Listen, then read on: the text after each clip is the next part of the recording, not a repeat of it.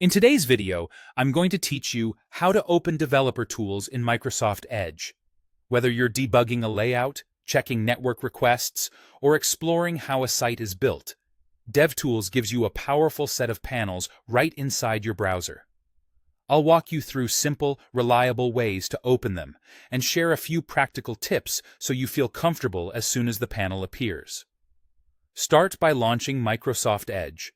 Give it a second to load and make sure you're signed in or set up the way you typically browse. Next, load the web page you want to inspect.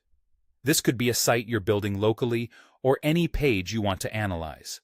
Having the exact page open before you open DevTools ensures the tools connect directly to the content you're looking at.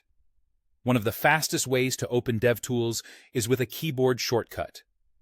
On Windows, press Ctrl+Shift+I. On Linux, press F12.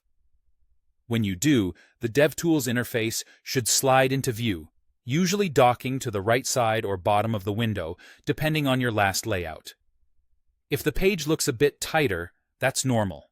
The tool panel shares space with the page. Another convenient option is to right-click any element on the page and choose Inspect. This opens DevTools with the Elements panel active and automatically highlights the exact part of the page you clicked. It's perfect when you're targeting a specific button, image, or text block.